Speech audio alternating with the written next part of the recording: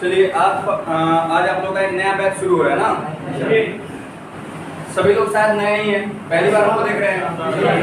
इससे पहले आप लोग हमको नहीं देखते थे? अच्छा, कुछ लोग देखे थे, फोटो में देखे हैं। तीसरा बार एक्चुअली सबसे पहले हम लोग जान लेते हैं नाम से क्या कीजिएगा। नाम पढ़ते पढ़ते पता चल जाएगा। हमको जो काम करना है वो उस पर फोकस करते हैं। सबसे पहले आप कंपटीशन की तैयारी करने आए हुए हैं। बहुत सारे लोग, कुछ लोग जो है सो के दिमाग में होगा कि हमको जो है सो बीपीएससी भी करना है, कुछ लोग दरोगा भी सोच रहे होंगे, कुछ लोग रेलवे, कुछ लोग एसएससी, कोई बहुत सारे सेक्टर्स हैं, सब आप सोच रहे होंगे। लेकिन किसी भी सेक्टर में जाने से पहले आपको एक जानकारी रखनी सबसे ज्यादा जरूरी होती है कि आपको तैयारी करना कैसे है। नहीं, अब मान लीजिए हमको बीपीएससी का तैयारी करना है और सिलेबस हमको पता ही नहीं है, बीपीएससी का तैयारी होगा। अगर आपको जो है रेलवे की तैयारी करनी है और सिलेबस ही नहीं पता हो तो तैयारी नहीं होगी। इसके लिए सबसे ज्यादा जरूरी है कि आपको पहले पता हो कि आपको तैयारी किस चीज की करनी है और उसके हिसाब से आप सिलेबस को देखिए और सिलेबस के अनुसार जब पढ़ना शुरू कीजिएगा तो 7 वर्ष से ज्यादा नौकरी लेने में नहीं लगता है। ये अलग बात है कि सरकार की वैकेंसी 4 साल में आती है, इसलिए आपको टाइम लग जाता है। लेकिन जो पढ़ने वाले होते हैं ना, साल भर में उनका सिलेबस कंप्लीट हो गया, अब जब वैकेंसी आएगी तो एक नौकरी उनका पक्का होगा, उसको कोई नहीं रुकेगा। लेकिन कुछ लोग ऐसे भी होते हैं, अच्छा चलो सरकार कौन सा वैकेंसी दे रही, जब देगी तो पढ़ लेंगे। तो ऐसा थोड़े होता है। बोझ के टाइम में कोहरा रुपएगा तो पड़ेगा, वो नहीं पड़ेगा ना। हिलाना नहीं है, ओए आराम से देखिए। चलिए, तो सबसे पहले हम लोग देख लेते हैं कि सिलेबस आपका है क्या क्या हम लोग अगले 6 से 8 महीने आप लोग साथ में होंगे और उस 6 से 8 महीने में हम लोग पढ़ेंगे क्या, उस चीज को थोड़ा सा देख लेते हैं। सामान्य तौर पे ये दरोगा बीपीएससी का बैच नहीं है, जनरल बैच है, जनरल कंपटीशन का। इसमें आपको एसएससी, डिफेंस और आपका रेलवे, ये तीनों इंक्लूड हो जाएगा, क्योंकि जीके जीएस का सारा सिलेबस जो है इसी के अंदर आता है। हम लोग किस हिसाब से पढ़ेंगे और क्या क्या पढ़ेंगे इसको हम लोग देखते हैं। सामान्य तौर पर हम लोग को लगता है कि अच्छा 5-6 सब्जेक्ट है, लेकिन एक्चुअली 11 सब्जेक्ट है। अलग अलग जब उसको तोड़िएगा तो आपको कुल 11 सब्जेक्ट है जिसको पढ़ना पड़ता है। और मैं से ये नहीं बता रहा हूँ, चैप्टर नहीं बता रहा, मैं सब्जेक्ट बता रहा हूँ। अगर आपको फिजिक्स पढ़ना है तो पूरा फिजिक्स पढ़ना है, केमिस्ट्री पढ़ना है पूरा केमिस्ट्री पढ़ना है, पॉलिटी पढ़ना है पूरा पॉलिटी पढ़ना है। बात समझ में आई? तो सबसे पहला जो होगा वो हम लोग पढ़ेंगे सिविक्स। सिविक्स जो है ये भी आपका 2 पार्ट में बटेगा। कौन कौन सा पार्ट होगा? पहला जो होगा कॉन्स्टिट्यूशन यानी कि संविधान, और दूसरा आपका होगा पॉलिटी। सामान्य तौर पे हम 10th तक जब होते हैं तो हमको केवल सिविक्स पढ़ना होता है, लेकिन जैसे ही आप इंटर में जाइएगा या फिर आप ग्रेजुएशन कीजिएगा तो या तो अगर आपको वकील बनना है, आपको वकालत करना, लॉ करना है तो आपको कॉन्स्टिट्यूशन पढ़ना है। अगर आप नॉर्मल सा सब्जेक्ट लेना चाहते हैं, बीए करना है, तो आपको पॉलिटी पढ़ना होता है। लेकिन कंपटीशन के फील्ड में आपको क्या पढ़ना होता है? दोनों स्टडी करना होता है। दूसरा जो होगा ज्योग्राफी होगा, और ज्योग्राफी जो है ये भी हम लोग 2 अलग अलग पार्ट्स में पढ़ेंगे। एक आपका होगा वर्ल्ड ज्योग्राफी और दूसरा होगा इंडियन ज्योग्राफी। इसके बाद हम लोग पढ़ेंगे हिस्ट्री। एक्चुअली हिस्ट्री जो है ये 3 अलग अलग पार्ट में टूट जाता है। सबसे पहले आपका होगा एंशिएंट,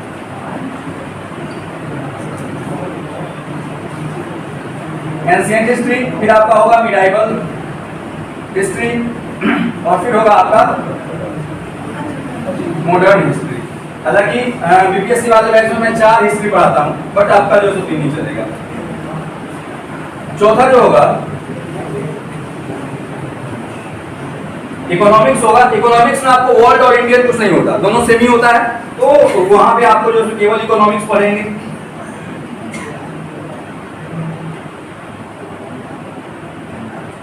आपका फिजिक्स होगा, केमिस्ट्री होगा,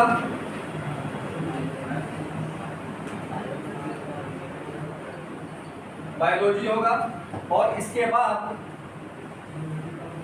करंट अफेयर्स होगा। ठीक है, करंट अफेयर्स अलग इसके बाद नहीं होगा, हर रोज करंट अफेयर्स चलाना शुरू हुआ है और हर रोज आपको कंप्लीट करके आना होगा। और 9 नंबर, मान लेते हैं कि अगर आप किसी स्टेट का एग्जाम दे रहे हैं, ठीक है, तो उस दौरान स्टेट से रिलेटेड भी सवाल आपसे पूछे जाते हैं, तो वो वाला भी आपको जो है यहाँ पे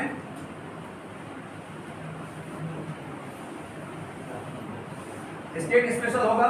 इसके अलावा अगर आप कोई ऐसा एग्जाम दे रहे हैं जिसमें हिंदी स्पेशली पूछा जाता है, नहीं जैसे एसएससी जीडी, इसमें आपको इंग्लिश या हिंदी में से कोई एक ले सकते हैं, वहां पे आपसे पूछा जाता है, तो उसके लिए आपको स्पेशल हिंदी भी पढ़ाया जाएगा। मतलब कि अगर आप जनरल कंपटीशन की तैयारी करनी है आपको, तो ये सारे सब्जेक्ट, ये 10 आपको दिखाई दे रहा है नंबरिंग में, इसको इसमें 2 और जोड़ लीजिए, 12 इसमें जोड़ लीजिए, 13 और इसमें जोड़ लीजिए, 14, कुल 14 सब्जेक्ट आपको पढ़ने हैं, जो अगले 6 से 8 महीने में हम लोग पढ़ेंगे। ठीक है, मैं आपको कंप्लीट कराऊंगा। देखिए, सिलेबस खत्म करना एक अलग बात है, कंप्लीट करना अलग बात है। अगर आप डेली के डेली स्टडी कर रहे हैं ना, तो आपको फिर बाद में टेंशन लेने की जरूरत नहीं पड़ेगी, क्योंकि लास्ट टाइम में जो होता है ना, रिवीजन किया जाता है, लास्ट टाइम में याद नहीं किया जाता।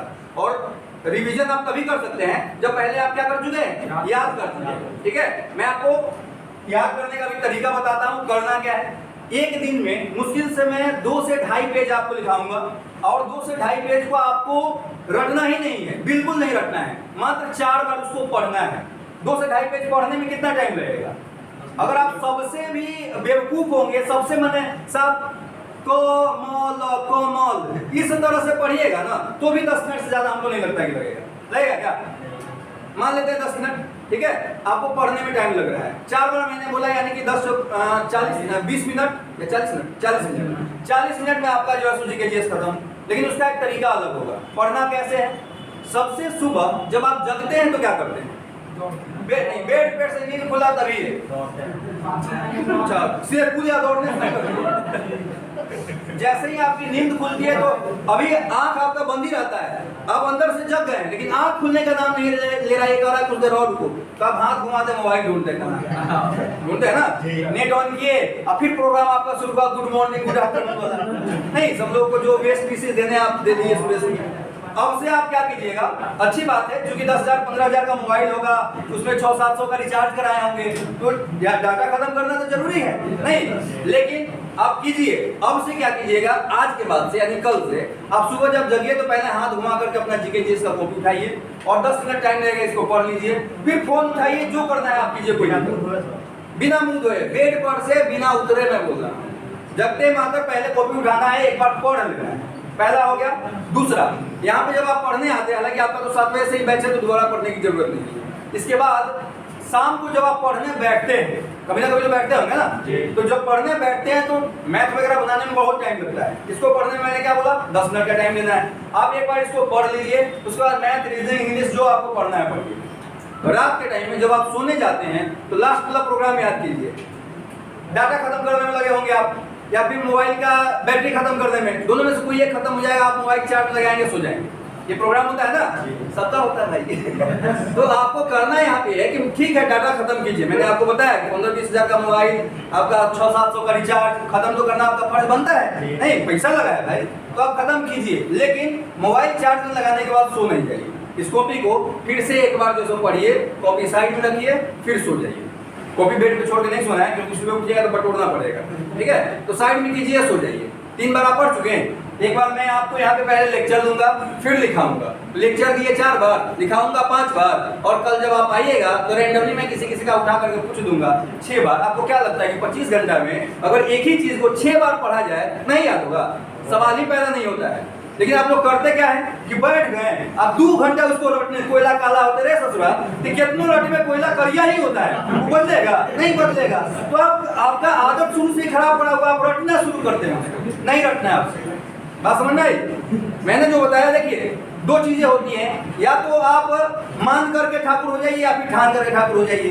तो ठानिएगा तो जरूरी नहीं कि ठाकुर होइएगा, क्योंकि आज तक आप अपने मन से किए कुछ हुआ? अगर हुआ रहता तो यहाँ का है। तो जब अपने मन से किए कुछ नहीं हुआ तो मेरा बात मानिए, और 6 से 8 महीना में आपका जीके जीएस इतना तगड़ा हो जाएगा ना कि आपके आसपास में अगर कोई आकर के जीके जीएस का सवाल पूछ दिया तो उसको आप इतना रगड़ दीजिए, वो आपको देख करके 1 किलोमीटर के दायरे में नहीं आएगा। ये गारंटी हम आपको देते हैं। लेकिन जो कहा जा रहा है चुपचाप इसको फॉलो करना है। देखो भाई, सीधी सीधी बात है, मैं पहले ही बताया कि आपको पढ़ने के लिए यानी कि तैयारी के लिए मात्र 1 साल लगता है। अब वो 1 साल आप जॉब से दे दो। मान लीजिए आप बेतिया में आए हुए हो, कुछ लोग का हो सकता है कि अभी हाल फिलहाल में आए, कुछ लोग 2 साल से रह रहे हैं, नहीं तो आज से आप 1 साल दे दो, आपका सिलेबस कंप्लीट हो जाएगा, कभी नहीं पढ़ने की जरूरत पड़ेगी। या फिर 2 साल 3 साल बेतिया में जिंदगी का मजा ले लो, फिर 1 साल दो, देना आपको 1 साल पड़ेगा, कुछ है जॉब से दो। 4 साल गंवा के 5वें साल में 1 साल दो, या पहले ही साल में 1 साल दे दो, तो फिर जिंदगी जो है सो बल्ले बल्ले हो जाएगी।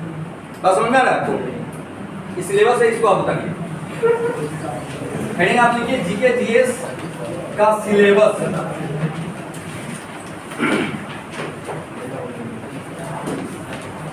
जीके जीएस का सिलेबस हेडिंग कितना है, उसके बाद इसको उतार देना।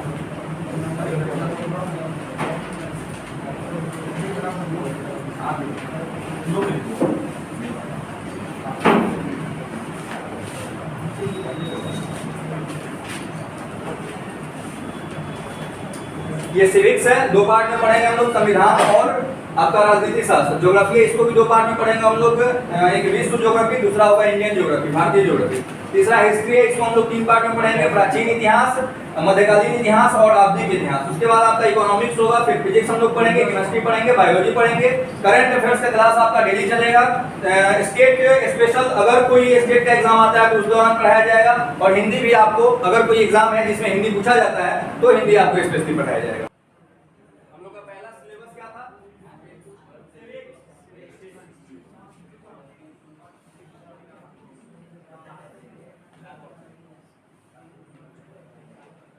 आज हम लोग का जो है संविधान शुरू होगा, जो लगभग 10-12 दिन में आपका जो है सो कंप्लीट होगा। ठीक है, एक्चुअली कोई बताएंगे कि संविधान का होता किसको है, या संविधान की आवश्यकता क्यों है?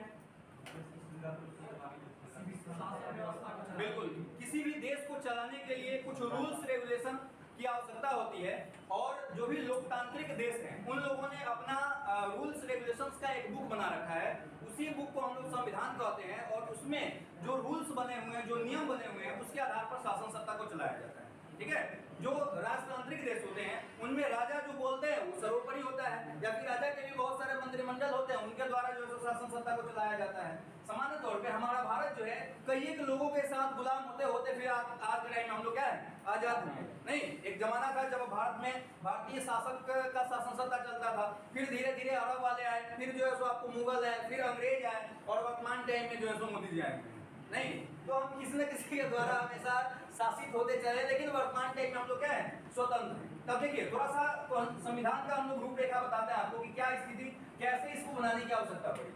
देखिए, आप लोग गांव देहात में देखते होंगे कि अगर खेलने गए हैं, बच्चा सब खेल रहा है, या उसमें से आएगा कहेगा हमू खेले, तो आप बोल दीजिए कि ना, तो ना खेला तो बस घुड़चुए बिगाड़ के चल जाएगा कि ना खेले ना खेले दे।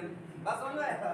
तो अंग्रेज जो थे, अंग्रेज जब देश को आजाद करने की बात होने लगी थी, क्योंकि बहुत सारा आंदोलन जो है सो पराकाष्ठा में पहुंचने लगा था, लोग चाह रहे थे कि नहीं अंग्रेज यहाँ से जाए, हमारा अपना शासन सत्ता चले, हम स्वतंत्र हो, हमको पूर्ण स्वराज चाहिए।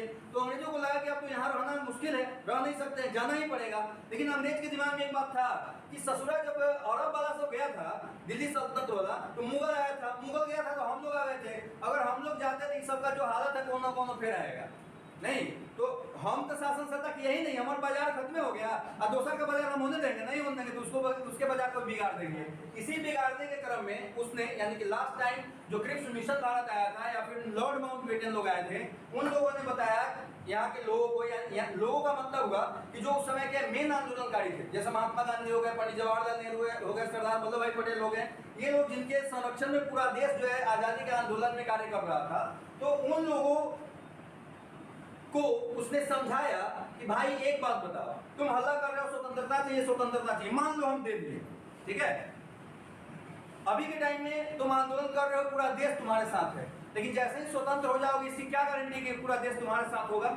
जैसे आप जो है सो तैयारी करने के लिए आए हैं, क्यों? आपको लगा होगा, किसी ने बताया होगा, कहीं से आपने सुना होगा कि यहाँ पे जाइएगा तो जीके जैसा आपका अच्छा हो सकता है, तो आप पढ़ने आ गए।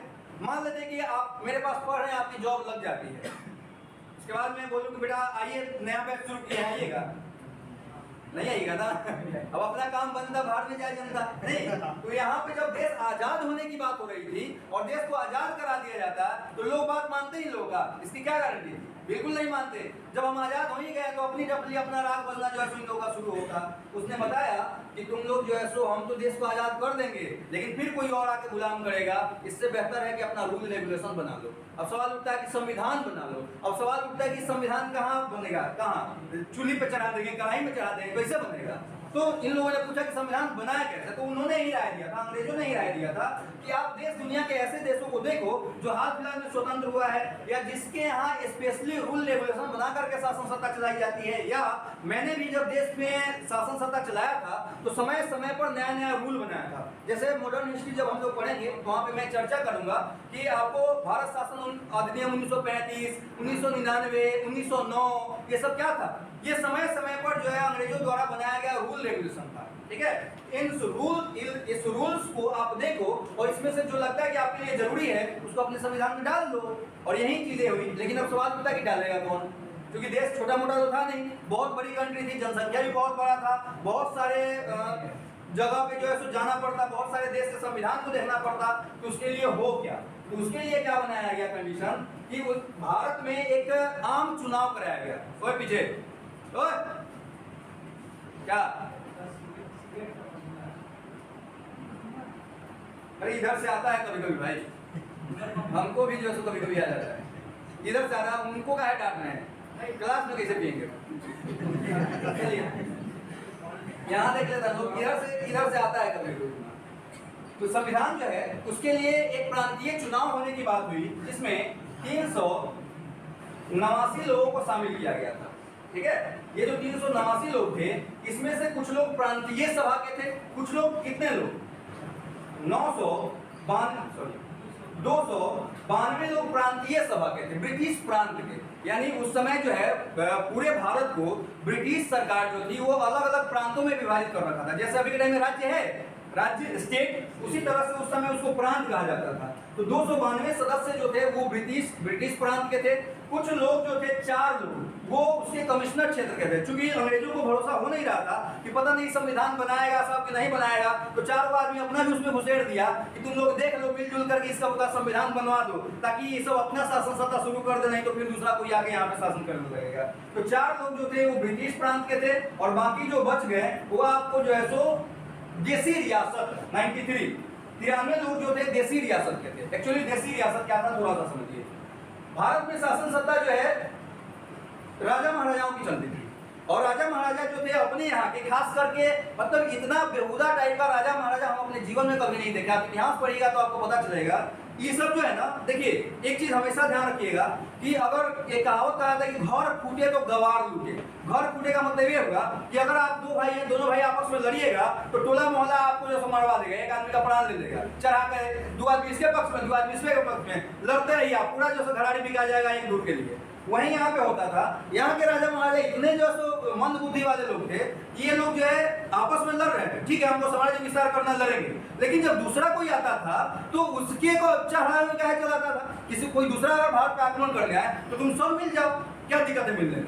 ये लोग मिलते नहीं थे। आया तो बोला कि तुम जाके उसको मारो, अब पता चला कि जब उसको मार दिया कमजोर हो गया तो तोरो छोड़ेगा, तोरो मारेगा, वो इनको मार देता था। उसी क्रम में कुछ जो देसी रियासत, जो छोटे मोटे राजवंश बचे हुए थे, उन सभी को लैप्स की नीति के कारण अंग्रेजों ने गोद ले लिया था। यानी कि उनको, उनके राजा महाराजाओं को केवल पेंशन दिया जाता था, उनको शासन सत्ता नहीं चला सकते थे।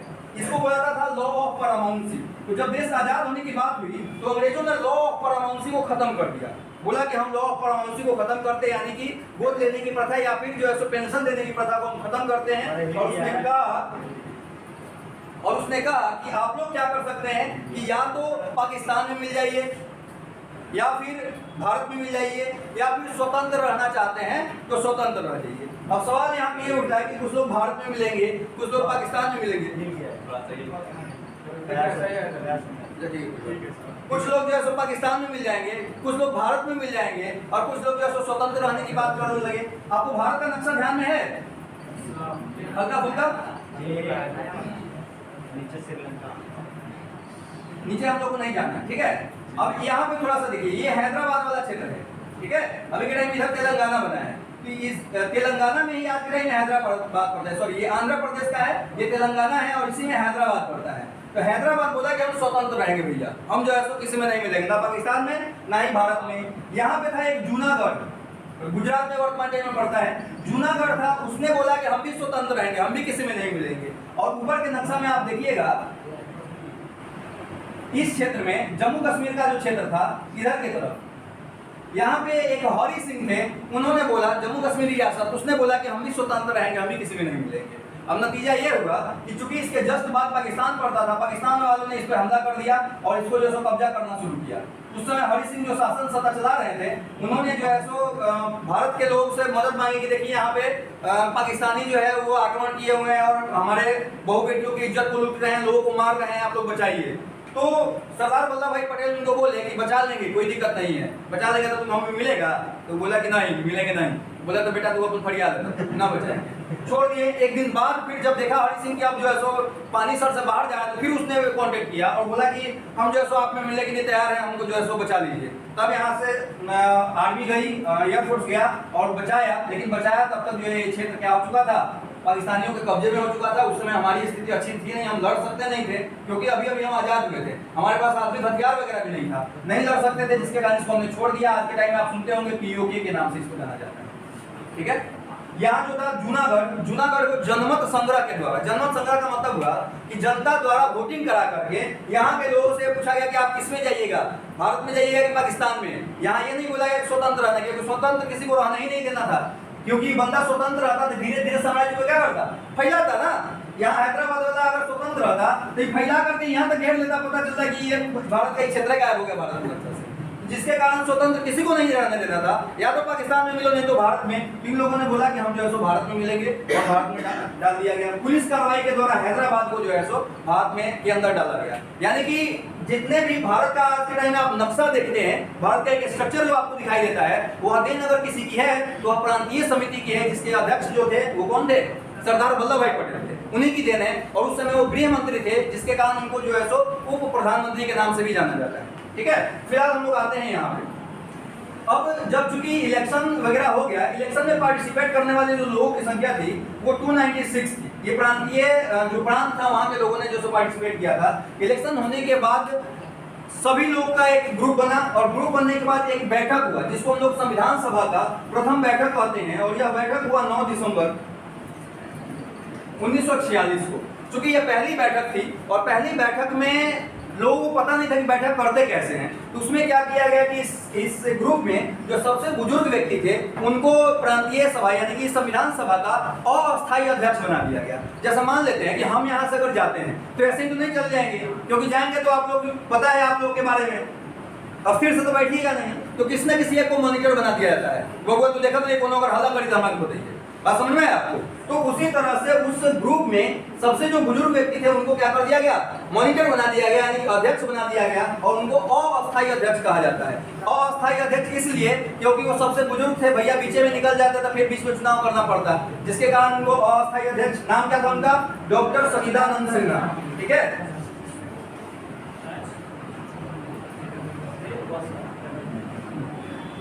इनको अस्थायी अध्यक्ष बनाया गया। 2 दिन बाद, 9 तो कितना होता है, 11 दिसंबर 1946 को दूसरी बैठक हुई और दूसरी बैठक में डॉक्टर राजेंद्र प्रसाद को अस्थायी अध्यक्ष बना दिया गया। ठीक है, यानी कि अब जब तक संविधान सभा रहेगी, जब तक संविधान बनाने का कार्य होगा, जब भी बैठक होगा, उसकी अध्यक्षता कौन करेंगे, डॉक्टर राजेंद्र प्रसाद करेंगे। इसके 2 दिन बाद 13 दिसंबर 1946 को एक और बैठक हुई, जिसमें पंडित जवाहरलाल नेहरू ने प्रस्तावना प्रस्तुत किया था। प्रस्तावना, इसको भारतीय संविधान का आईना कहा जाता है। ठीक है, आईना जिसमें आपको चेहरा दिखता है, या फिर प्रस्तावना को आप ऐसे समझ सकते हैं, कभी चंपक वगैरह पढ़े, नंदन जो बुक आता था कार्टून वगैरह, या फिर कभी पेपर का बीच वाला जो पोर्शन है उसमें कुछ कहानी वगैरह आता है। ठीक है, तो उस कहानी को के बीच में आप देखिएगा ब्रैकेट करके आपको सारांश दिया होता है। ठीक है, तो हम लोग क्या करते हैं कि उस सारांश को पढ़ते हैं, अगर अच्छा लगा तो लगता है यार कहानी बड़ा अच्छा है, फिर हम लोग पूरा कहानी पढ़ते हैं। जैसे फिल्म आने से पहले ट्रेलर आता है, और ट्रेलर मजेदार रहा तो अनुमान लगाया जाता है कि फिल्म बहुत कमाने वाली है, नहीं अगर ट्रेलर को ज्यादा रिस्पॉन्स मिला। उसी प्रकार से भारतीय संविधान की प्रस्तावना जो है ना, ये ट्रेलर है, यह बताता है कि हमारा संविधान जो है लिखा गया वो किस लेवल तक जो है सो दिमाग लगाया गया था उस पर। ठीक है, तो प्रस्तावना को प्रस्तुत किया गया था 13 दिसंबर 1946 को। कहाँ पे, संविधान सभा को में, और संविधान सभा ने 22 जनवरी 1947 को इस प्रस्तावना को मंजूरी दे दी थी और संविधान बनने का कार्य प्रारंभ हो गया था। संविधान को बनने में 2 वर्ष 11 महीने और 18 दिन का समय लगा था। ठीक है, 2 वर्ष 11 महीने 18 दिन में संविधान बनकर के तैयार हो गया था। और तैयार होने के बाद 26 नवंबर 1949 को यह संविधान हमारा पूर्ण रूप से बनकर तैयार हो गया था, जिसके कारण इस दिन यह स्वीकार कर दिया गया कि हमारा जो संविधान रहेगा, जो हमने बनाया है, यही वाला रहेगा। मतलब कि हमने संविधान को अंगीकृत कर लिया, यानी कि पारित कर लिया। ध्यान रखना है, आपसे एक सवाल पूछा जाता है कि भारतीय संविधान को कब अंगीकृत या पारित किया गया। ध्यान रखना है, लागू नहीं। कब अंगीकृत या पारित किया गया? तो 26 नवंबर 1949 को। अंगीकृत या पारित का मतलब यही होता है कि फाइनली यह स्वीकार कर देना कि हमारा वाला संविधान कौन रहेगा, यही वाला रहेगा जो हमने लिखा है। इसके बाद अब चूंकि प्रथम बैठक हुई थी तो अंतिम बैठक भी कभी कभी करना था। 24 जनवरी 1950 को संविधान सभा की अंतिम बैठक हुई और इसी दिन राष्ट्राध्यक्ष के रूप में, यानी कि भारत के राष्ट्रपति के रूप में डॉक्टर राजेंद्र प्रसाद को चुना गया। वंदे मातरम को राष्ट्रगीत के रूप में चुना गया। जन गण मन को राष्ट्रगान के रूप में चुना गया। ये सारे काम कब होते हैं? 24 जनवरी 1950 को। 25 जनवरी 1950 को ईसीआई की स्थापना हुई। ECI इसको बोलते हैं हम लोग election commission of India, Bharat का निर्वाचन आयोग। इसकी स्थापना हुई क्योंकि निर्वाचन आयोग का स्थापना होगा तभी तो इलेक्शन होगा, ठीक है, आम चुनाव होगा। उसके बाद 26 जनवरी 1950 को भारतीय संविधान क्या कर दिया गया? लागू कर दिया गया। यानी कि भारत जो है 26 जनवरी 1950 को गणतंत्र हो गया। और यही कारण है कि हम लोग जो है सो गणतंत्र दिवस कितने तारीख को मनाते हैं? 26 जनवरी। अब सवाल यहाँ पे ये उठता है कि जब 26 नवंबर को हमारा संविधान बनकर तैयार हो गया था तो हमने 26 नवंबर को लागू क्यों नहीं किया? तो एक्चुअली हुआ एक घटना घटी थी। कब? 1930 में। 1930 में 26 जनवरी के दिन पहली बार जो है सो झंडा फहराया गया था। और झंडा फहराने के बाद इसी दिन पहली बार पूर्ण स्वराज्य के मांग को जो है सो साबित करने की बात कही गई थी। और चूंकि हमको जब पूर्ण स्वराज्य मिल चुका था तो हम लोग जो है इस डेट को खत्म नहीं करना चाहते थे, इसी डेट को हम लोग भुनाना चाहते थे। जिसके कारण हमने क्या कर दिया, ये 26 नवंबर को लागू नहीं करके 2 महीना वेट किया और 26 जनवरी 1950 को हमने क्या किया? गणतंत्र दिवस घोषित किया। क्योंकि स्वतंत्रता दिवस हमारे हाथ में नहीं था, क्योंकि अंग्रेज कब स्वतंत्र करते किसको थोड़ी पता था। मान लीजिए कि 15 अगस्त 1947 को अंग्रेज स्वतंत्र कर रहे थे, अब हम लोग को देखना रहा है 26 जनवरी को स्वतंत्र कीजिएगा, उसका मूड बिगड़ गया तो पता चलता कि 2-4 साल और लटक गए हम लोग। तो हमको जब स्वतंत्रता मिला तभी ले लिए, लेकिन हमने इस डेट को भुनाने के लिए क्या किया कि गणतंत्र दिवस को इस डेट में हमने घोषित कर दिया। क्लियर? समझ में आया? हाँ ना, कुछ बोले ना, सत्यनारायण भगवान का कथा चल रहा है, सुनिए, शंख बजेगा, प्रसाद लीजिएगा, चलते रहिएगा। समझ में आया? हाँ बोलिए, नहीं समझ में आया ना बोलिए, ठीक है। अब आप कॉपी खोलिए, हेडिंग है आपका संविधान कॉन्स्टिट्यूशन, और मैं बोलूंगा 1 से 2 लाइन में, क्वेश्चन आंसर दोनों साथ में होगा। आप डैश डैश देके तीर देकर के अपना लिखते चल जाएंगे, ठीक है। जैसे ऑनलाइनर होता है ना, उस तरह से लिखवाएंगे।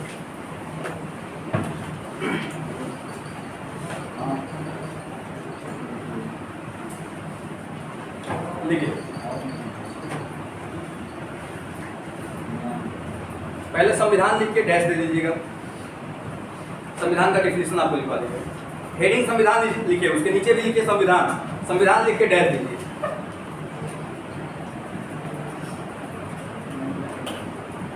लिखिए, किसी देश की शासन सत्ता को चलाने के लिए, किसी देश की शासन सत्ता को चलाने के लिए, शासन सत्ता को चलाने के लिए बनाए गए नियम और कानूनों को,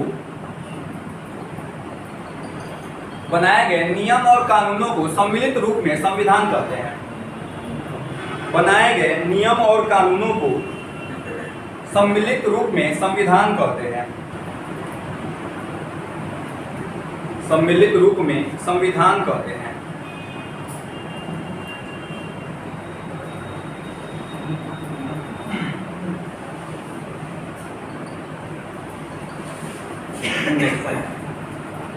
कैबिनेट मिशन की संस्तुतियों के आधार पर, कैबिनेट मिशन, अगला पॉइंट,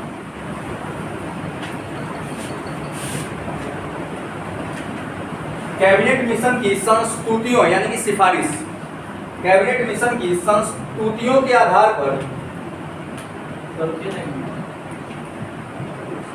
कैबिनेट मिशन की संस्तुतियों के आधार पर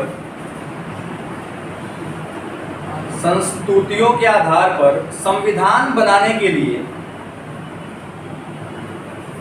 संविधान सभा के गठन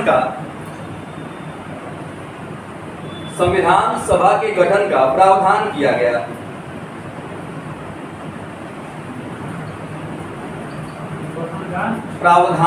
संविधान सभा के गठन का प्रावधान किया गया।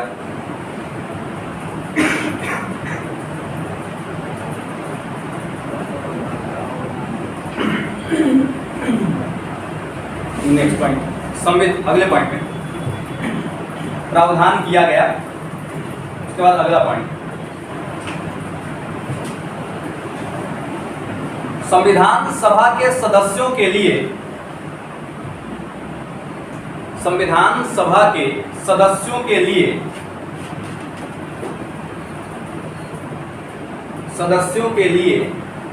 389 सीटें, संविधान सभा के सदस्यों के लिए 389 सीटें निश्चित की गई थी। 389 सीटें निश्चित की गई थी,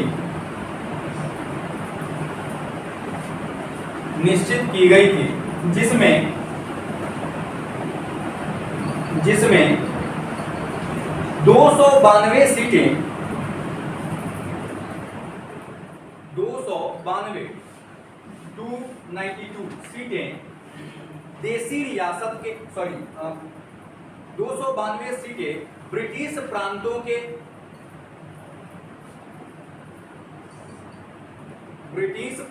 के 4 सीटें ब्रिटिश कमिश्नर क्षेत्रों के 4 सीटें ब्रिटिश कमिश्नर क्षेत्रों के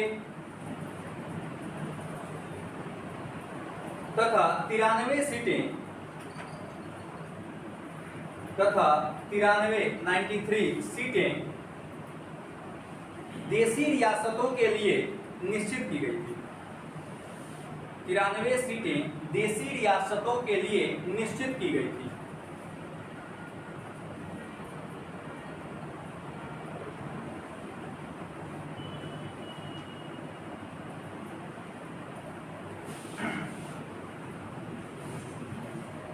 नेक्स्ट पॉइंट, अब ये जो है तय किया गया था, लेकिन ऐसा हुआ नहीं। एक्चुअली जो चुनाव हुआ वह हम 296 सीटों के लिए हुआ, ठीक है। 296 सीटों पर चुनाव हुआ, क्योंकि जो 93 लोग थे, जो 4 कमिश्नर क्षेत्र के लोग थे, ये लोग तो ऐसे ही चुन लिए गए ना, ये दोनों लोग ऐसे ही चुन लिए गए, ठीक है। और 4 सीटें जो है सो बढ़ी, तो वो बढ़ करके आपको हो गई 296, और 296 सीटों के लिए चुनाव हुआ। इनके लिए चुनाव नहीं हुआ। अब देसी रियासत है, राजा, उसको कौन चुनेगा? राजा तो राजा है, अपने प्रांत के लिए अपने आप जो है सो खड़ा हो गया, वो कैंडिडेट मान दिया गया, ठीक है। अगले पॉइंट में 296 सीटों के लिए 296, अगला पॉइंट है 296 सीटों के लिए 296 सीटों के लिए चुनाव हुआ, जिसमें कांग्रेस के 208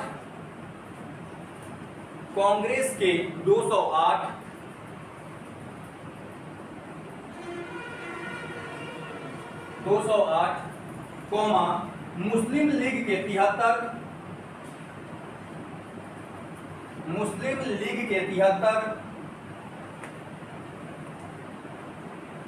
तथा अन्य के 15 लोग शामिल हुए थे,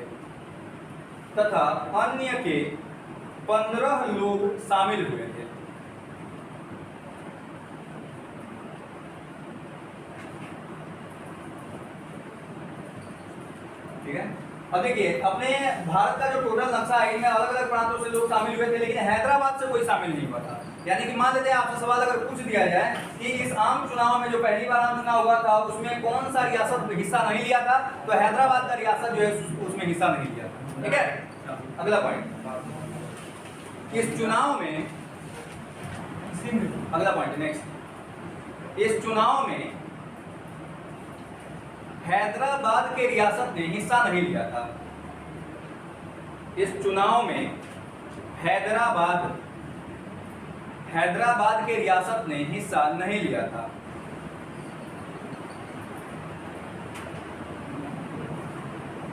हैदराबाद के रियासत ने हिस्सा नहीं लिया था।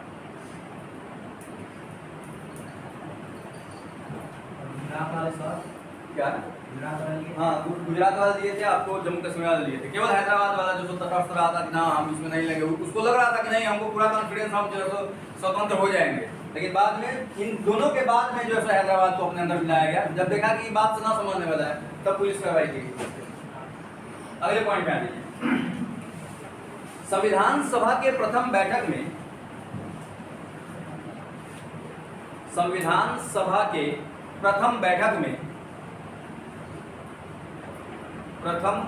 में मुस्लिम लीग ने हिस्सा लेने से मना कर दिया था।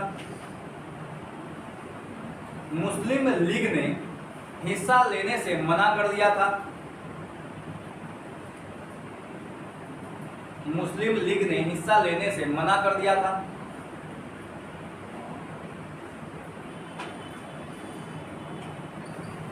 जिसके कारण मुस्लिम लीग के लिए अलग से पाकिस्तान का निर्माण किया गया। मुस्लिम लीग के लिए अलग से पाकिस्तान का निर्माण किया गया।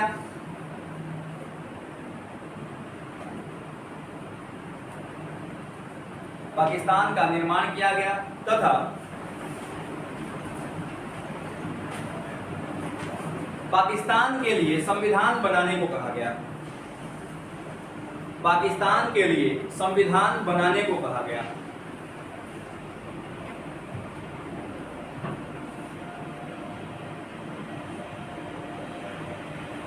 पाकिस्तान के लिए संविधान बनाने को कहा गया। छूट नहीं ना रहा है, लिखा जा रहा है ना। अब पाकिस्तान को लोग साइड करते हैं क्योंकि हमको इंडिया से मतलब है। अगले पॉइंट में आइए। भारतीय संविधान सभा की प्रथम बैठक। हाँ, अगला पॉइंट। भारतीय संविधान सभा की प्रथम बैठक। भारतीय संविधान सभा की प्रथम बैठक 9 दिसंबर 1946 को हुई थी। 9 दिसंबर 1946 को हुई थी। 9 दिसंबर 1946 को हुई थी, जिसमें डॉक्टर राजेंद्र प्रसाद को, जिसमें डॉक्टर सच्चिदानंद सिन्हा को,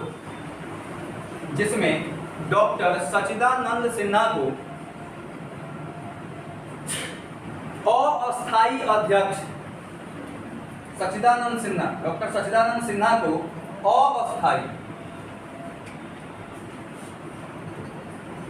अस्थायी अध्यक्ष बनाया गया था।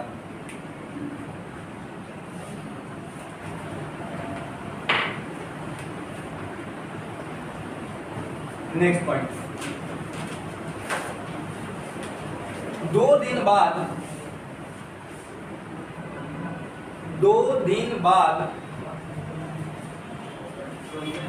9 तो कितना हो जाएगा? 11 दिसंबर 1946 को 2 दिन बाद 11 दिसंबर 1946 को संविधान सभा की दूसरी बैठक हुई। संविधान सभा की दूसरी बैठक हुई। जिस 2 दिन बाद 11 दिसंबर 1946 को संविधान सभा की दूसरी बैठक हुई, जिसमें डॉक्टर राजेंद्र प्रसाद को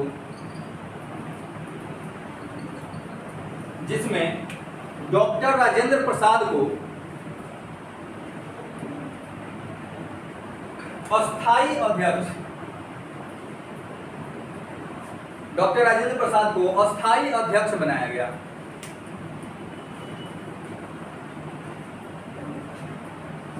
अध्यक्ष बनाया गया। क्लियर? Next point. 2 दिन बाद एक्चुअली ये 2 दिन बाद मैं इसलिए लिखा रहा हूँ कि मान लीजिए कि आपको 9 वाला याद है, अगला नहीं याद है, तो 2 दिन बाद यानी कि 9 2 11 आप ऐड करके पहुंच जाइएगा, इसलिए ये सारा चीजें आपको दी जा रही है। 2 दिन बाद 13 दिसंबर 1946 को, देखिए 2 दिन बाद 13 दिसंबर 1946 को संविधान सभा की तीसरी बैठक हुई। संविधान सभा की तीसरी बैठक हुई। तीसरी बैठक हुई जिसमें पंडित जवाहरलाल नेहरू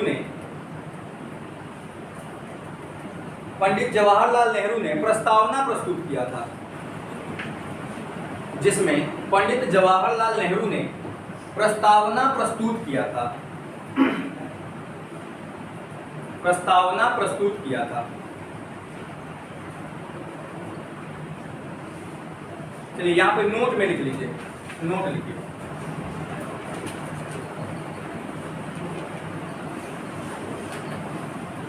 नोट 1, प्रस्तावना को ऐसे लिख लीजिएगा, नोट लिख लीजिए, NOTE, नोट 1। प्रस्तावना को भारतीय संविधान का आईना कहा जाता है। प्रस्तावना को भारतीय संविधान का आईना कहा जाता है।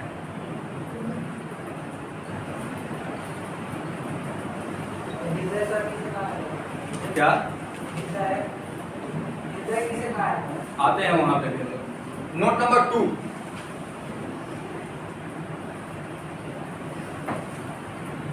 पंडित जवाहरलाल नेहरू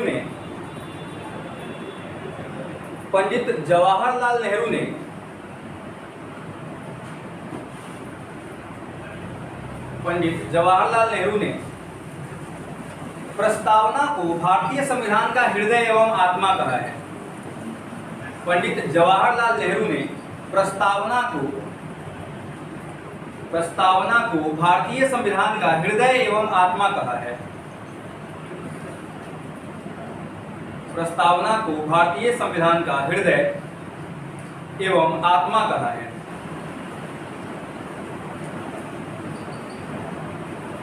ठीक है, अब देखिए हृदय एवं आत्मा से आपको एक कंफ्यूजन हो सकता है, क्योंकि आप कभी कभी भीमराव अम्बेडकर भी पढ़े होंगे, अगर पढ़े होंगे। ठीक है, तो अगर आपसे सवाल ये कर रहा है कि जवाहरलाल नेहरू ने किसको हृदय एवं आत्मा कहा है, तो भारतीय संविधान की प्रस्तावना को। लेकिन अगर भीमराव अम्बेडकर की बात कर दी जाए कि भीमराव अम्बेडकर ने किसको संविधान का हृदय एवं आत्मा कहा है, तो संवैधानिक संशोधन को, कॉन्स्टिट्यूशनल अमेंडमेंट को उन्होंने कहा है। ठीक है, नोट नंबर 3। अच्छा, जरा एक बात आप हमको बताइए, भीमराव अम्बेडकर नहीं, उनका अगर शॉर्ट फॉर्म लिखेंगे तो क्या होगा? BR अम्बेडकर ना। अच्छा एक बात बताइए, इसमें R का फुल फॉर्म क्या है? R का फुल फॉर्म राव है? नहीं है। R का फुल फॉर्म रामजी है। उनका पूरा नाम है भीमराव रामजी अम्बेडकर। रामजी उनके पिताजी का नाम था। अब हम लोग को लगता है कि भीमराव, B से भीम, R से राव, मार दिए। अगर ना एग्जाम में पूछ देता है कि R का फुल फॉर्म क्या है, तो कभी भी आप R से राव नहीं मारिएगा, R से रामजी होता है। भीमराव रामजी अम्बेडकर उनका पूरा नाम। हम लोग BR अम्बेडकर कह देते हैं, भीमराव अम्बेडकर कह देते हैं, यह गलत चीज है। ये कहने के लिए सही है, एग्जाम के व्यू से ज्यादा गलत है। ठीक है, अब से R for Ramji. Clear? Note number 3 लिख रहे थे आप, देखिए संवैधानिक संशोधन को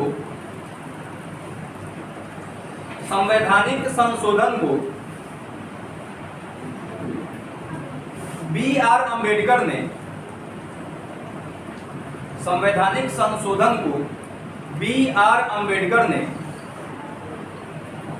भारतीय संविधान का हृदय एवं आत्मा कहा था। संवैधानिक संशोधन को BR अम्बेडकर ने भारतीय संविधान का हृदय एवं आत्मा कहा था।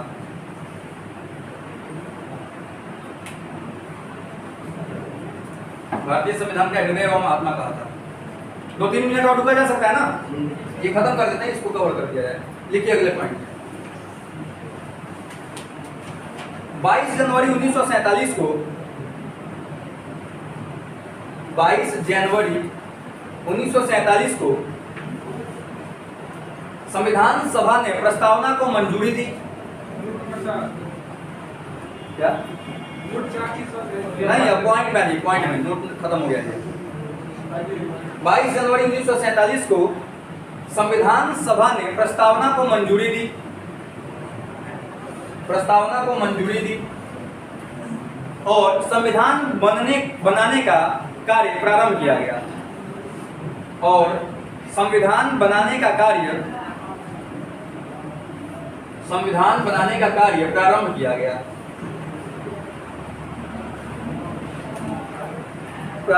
गया, संविधान बनाने का कार्य प्रारंभ किया गया।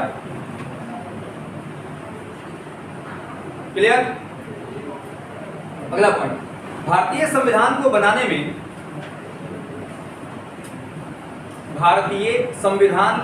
में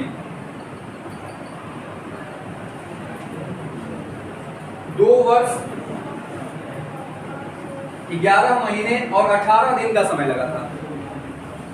2 वर्ष 11 महीने और 18 दिन का समय लगा था।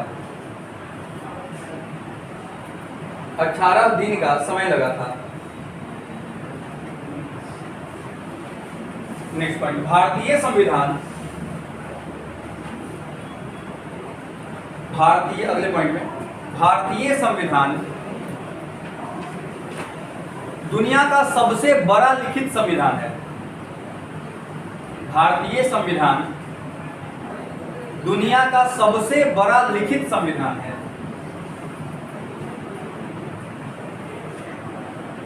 सबसे बड़ा लिखित संविधान है। अच्छा, अगर आपसे पूछ दिया जाए कि किस देश का संविधान लिखित नहीं है? ब्रिटेन का सब जानते हैं, और न्यूजीलैंड। लिखिए नोट में, लिखिए नोट में। ब्रिटेन और न्यूजीलैंड का संविधान लिखित नहीं है। ब्रिटेन और न्यूजीलैंड का संविधान लिखित नहीं है। ब्रिटेन और न्यूजीलैंड का संविधान लिखित नहीं है।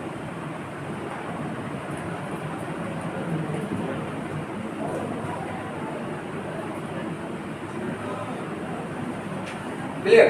नेक्स्ट पॉइंट, 26 नवंबर 1949 को चल रहा कल चर्चा करेंगे। 26 नवंबर 1949 को 26 नवंबर 1949 को भारतीय संविधान अंगीकृत या पारित किया गया। 26 नवंबर 1949 को भारतीय संविधान अंगीकृत या पारित किया गया। अंगीकृत या पारित किया गया।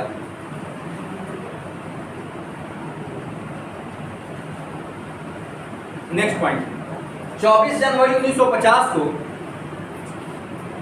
24 जनवरी 1950 को संविधान सभा की अंतिम बैठक हुई। 24 जनवरी 1950 को संविधान सभा की अंतिम बैठक हुई, जिसमें डॉक्टर राजेंद्र प्रसाद को राष्ट्रपति,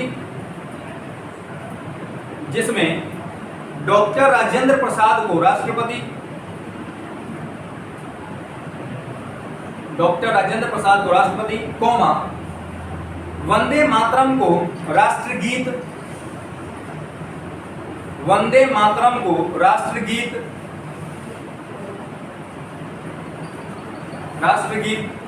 कौमा जन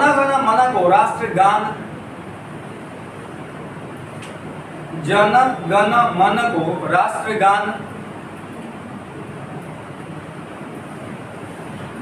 तथा तिरंगा को राष्ट्रध्वज के रूप में स्वीकार किया गया। राष्ट्रध्वज के रूप में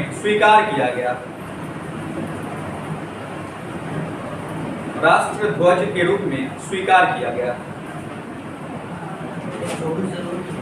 हाँ, ये सब 24 जनवरी। अगला पॉइंट है 25 जनवरी 1950 को 25 जनवरी 25 जनवरी 1950 को भारत का निर्वाचन आयोग बनाया गया।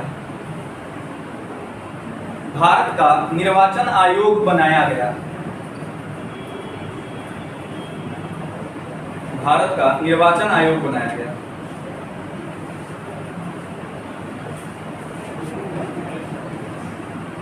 क्लियर? अगला 26 जनवरी 1950 को 26 जनवरी 1950 को 26 जनवरी 1950 को भारत गणतंत्र घोषित हो गया। भारत गणतंत्र घोषित हो गया। 26 जनवरी 1950 को भारत गणतंत्र घोषित हो गया। क्लियर? आज का टॉपिक आपका जो है सो खत्म। कल हम लोग भारतीय संविधान के स्रोत यानी कहां से लिया गया है, इसकी समितियां कौन कौन सी समिति चुकी है, जो संविधान बनाया गया समितियों के द्वारा बनाया गया, इसके ऊपर हम लोग फोकस करेंगे। चलिए इसको बंद कर दीजिएगा, बंद कीजिए।